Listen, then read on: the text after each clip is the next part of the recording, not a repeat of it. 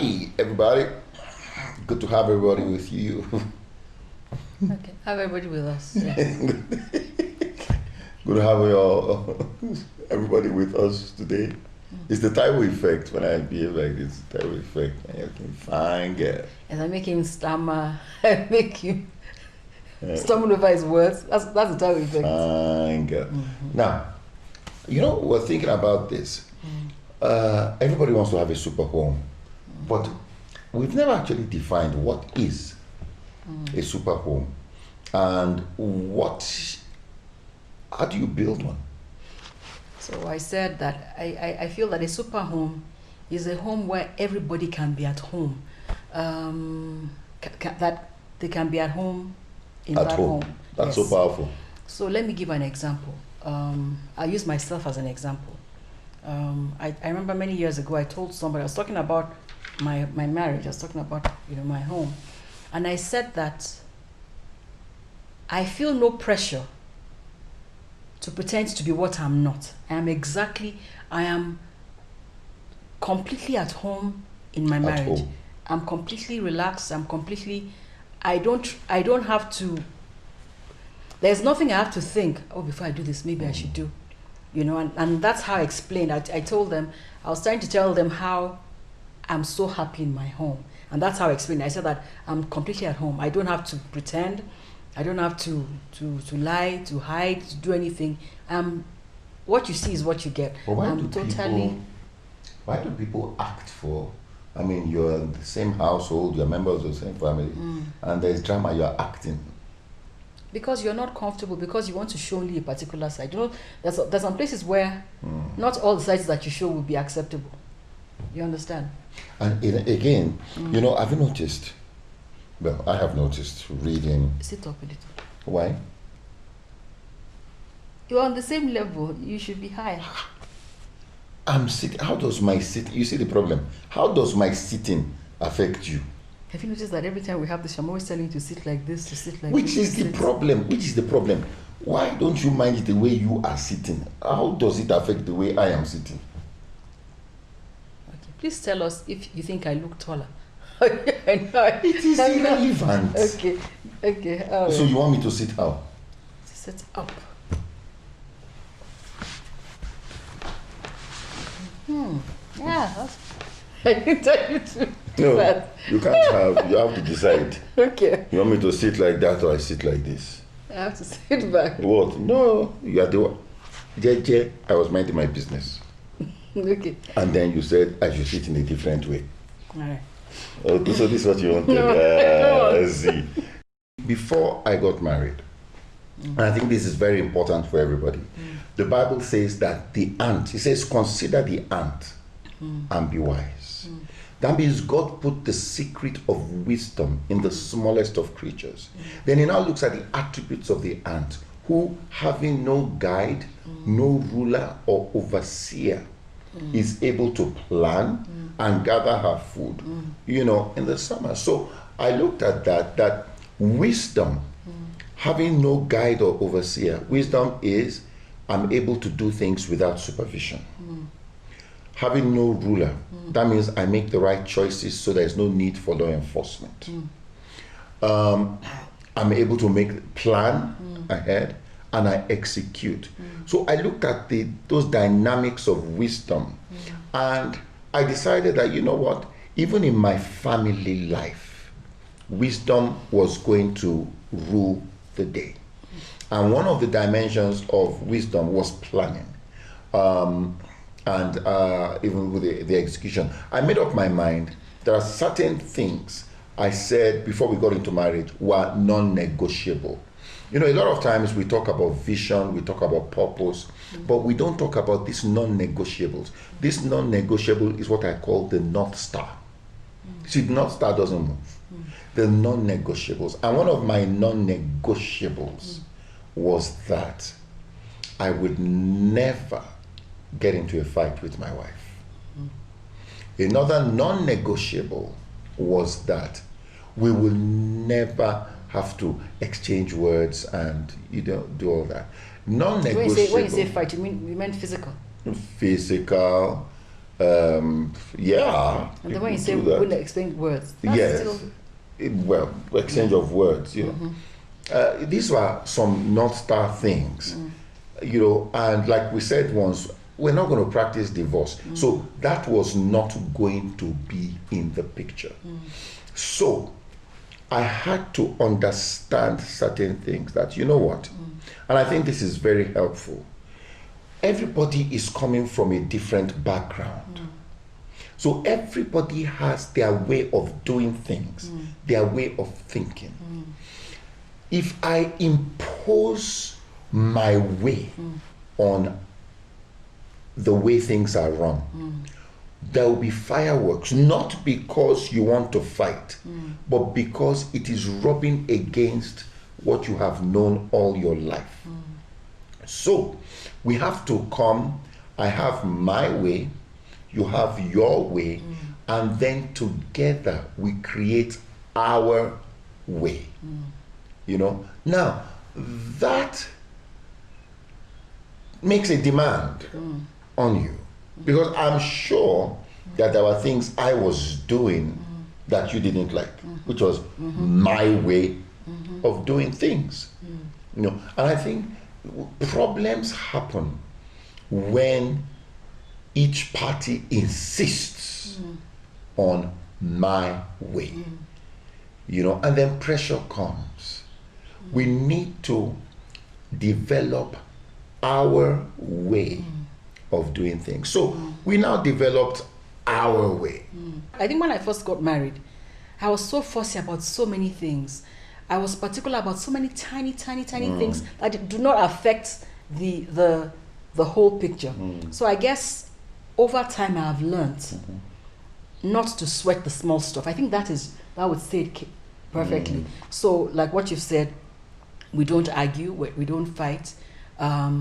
We listen to each other. I listen to what my husband has to say, listen to what I have to say. We take each person's input. He takes my input, I take his input. We take it very, very seriously. We listen to our children. We pay attention to what they're doing, what they're going through. You learn every day in marriage. You know, even when you look at the children, we did not raise the children the way we were raised. Yes, we were raised in very loving homes and all that, but I could, you know, the way your daughter will always touch my stomach and say, it was not until my father was older, you know, much older, a few years before he died, that we had that level of relationship. Because our generation, once you hear daddy is coming in, you take off, you go and pretend to read. You know, you go and pretend to read. And, you know, so our way was, you know what, let's create an environment where even the children can be confident. You shared something with me the other day. Yeah, I read something. I have to open it and read it from my phone. I read, there was an article I saw. It's by not an article, a saying or whatever, you know, a quote from a guy called Michael Jacobson. He said, "Behind every child that believed in themselves is a parent that believed in them first." So and I guess, you know, I didn't know this until last week. I didn't know this quote, but it's one of the things that we try to do. We try to let our children know that we believe in them, encourage them in the line of their vision, while trying to guide them so that they do not derail. I don't know if that even makes any sense. It makes a lot of sense. You know? Yeah. It makes a lot of sense. So, for example, our second son, Ola, is into music. And he's been into music from when he was like Ola 10. produced a CD with me when he was, about 10 years When old. he was 10, yeah. But, I mean, he had to go to school, he had to go to primary school, he had to go to secondary school. And he went to uni as well. But we noticed that the thing for music did not decrease as his education increased. If anything, the vision for music became stronger and stronger. So it became clear to us that it looks like this boy might end up in music. Yeah. So now he's graduated, is doing his own thing. But what he has focused on is that music. So, you know, I try not to say in our time, but the truth is, we esteemed jobs like lawyers, engineers, doctors, and all that. So, but what do you do when your child is not inclined in that direction? So yes, they have their degrees, but we have learned to allow them to find their way, and we are like guides, guiding them. So what that does is, you know what I said about being at home in your home. So what you end up having is that every single person in the home is at home in the home. They don't have to pretend. I think the worst thing that can happen in a home is if family members, whoever they are, whether it's husband, wife, or children, if they pretend to be what they are not when they're at home, and then the real person shows up somewhere else. So we have tried, and I say we try the best we can to make sure that everybody feels at home. Nobody feels like they're pretending. Are we not trying to grade ourselves now? Shouldn't somebody else be the one to grade us? Okay, who will grade? Call one of your children to grade. Wale, come. We'll ask her that. Is she at home? Is that what we're going to ask her? Are you at home? Wale.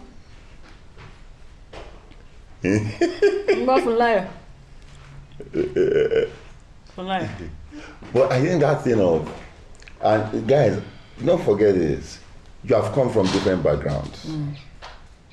So there is your way, but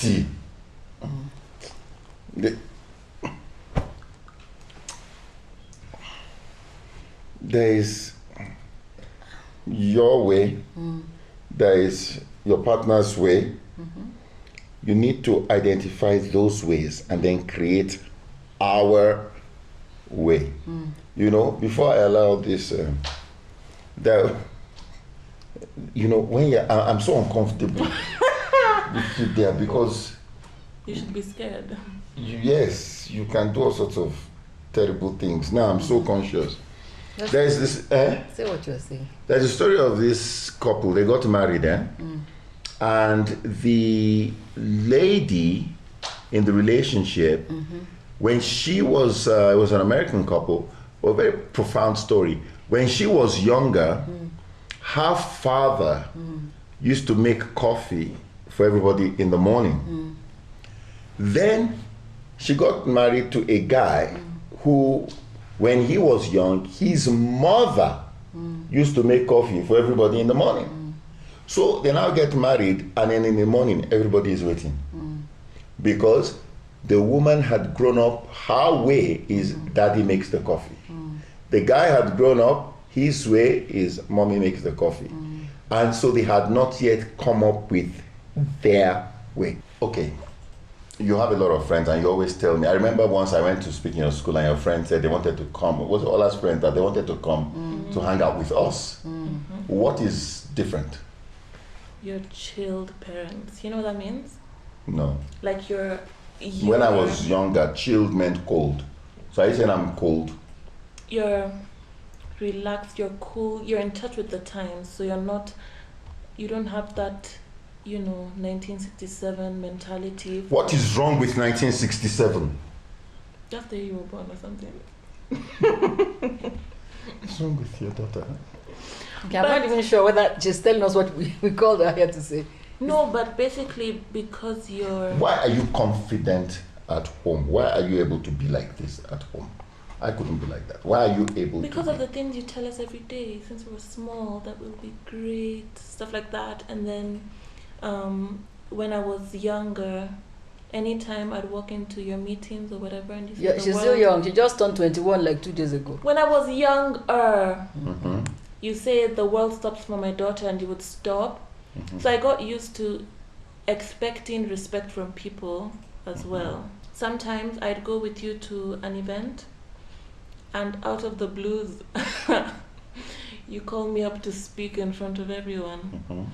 So that happening a couple of times, you kind of build that confidence and realize if my dad can trust me to speak in front of, for example, when we were speaking in front of the leaders of Safaricom, if my dad can trust me to speak in front of these kinds of people, then truly he wouldn't have embarrassed himself by asking me to talk. So stuff like that, when your parent believes in you, eventually you're going to believe in yourself. Wow. So guys, I think the summary of this is believe in one another. Believe in your spouse. Believe in your children. Believe in one another. Once we have established that I believe in you, and they know that the wife knows my husband believes in me. There's nothing she can't do. Because I know my wife believes in me. My children believe in me. There's nothing I can't do. And I think that's very, very, I believe in you, don't you? I do. I know. I know. We want that our homes, we want to be at home. I don't know how else to say. We want to be at home and relax at home. We don't want to be on edge when we're at home. We don't have, what you said about when we were young, when our daddies would come, because the same thing applied to me. Whenever my dad came, you checked around the house, make sure that the video was off, the TV was off, that it was not still hot, all those things.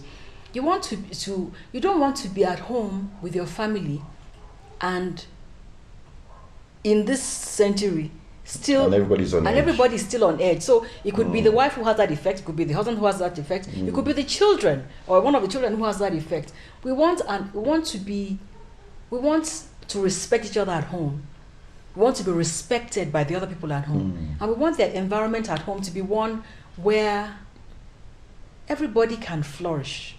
And that happens. It would break the heart of a parent if you see your child not feeling well, if you see your child maybe sick in hospital, you wouldn't want them to be like that. So now imagine if they were sick on the inside, if they were sick, mentally, or imagine if your spouse or your husband or your wife was sick and not the one that goes to hospital, but on the inside and they couldn't be themselves. So let's all try and just relax a bit and make the environment such that people can flourish. Ideally, the idea should be that I can flourish in my home, you can flourish. It's not like if you are doing well, it will affect me. I always say, when my husband is going out, as he goes, I see him out, I thank God for him and all that. When he does well, who will enjoy? It is this me, All right, guys. So I think that's it for today. Believe in one another. Don't insist on your way. Create our way. And when you do that, you believe in one another, you create our way. What you've done is you've created an environment where it's going to be such a powerful environment where people believe in one another and they believe in themselves because they know that somebody that is important in their life believes in them. And that way, our children have done marvelously in their various areas. They're very, very confident. But it all starts by us believing in one another and believing in them. All right. Shout out. Flyer. Yes. Are you going to do the shout outs for us today? No, Yes. Flyer will destroy the names. We can't risk it because you are that generation that has to have a twang in everything they say. Olubunmi Olaosebikan Olatunji, thank you for being here. Josephine Ojonile Odom from Jos. I lived in Jos. I served at at NIPS in Kuru many years ago. Catherine Muhinja, God bless you, Nairobi. Fred Mwanzu, Patrick Morwa, then Olarike Oshundino Akintoye from Ilorin. Thank you so much for being here. And we're going to start something. Check the comments. You'll see all our weekly programs, the Street University and all that. But we're going to have something coming up very, very soon. Once every month, beginning from August, we're going to have what we call the Super Homes Interactive. Super Homes Interactive It's going to be for a small group of people. It's going to be on Zoom. So it's not a public event. It's going to be on Zoom. And we just have interactive sessions where we can address now real issues in real time. If you would like to have information about when we're going to have the first one, just hit us up and we will get back to you. All right, Fanaya, why don't you do the vote of thanks? 감사합니다. Yes. We are sorry. We are sorry. Our daughter is in love with South Korea, so Yes. Kamsahamnida means thank you. so that's thank you very much for joining us. What was that thing? What does this mean? We're I excited. love you. Or I We're, like ex- you. we're excited that Love this. you. We're excited, and our prayer is that this continues to give value. Like I always say, every Please home excuse me. should be a super home. Love you so much. Go. And everyone, love you all. Every home should be a super Yeah. home. You know. Yeah. Excellent. All right, guys. God bless.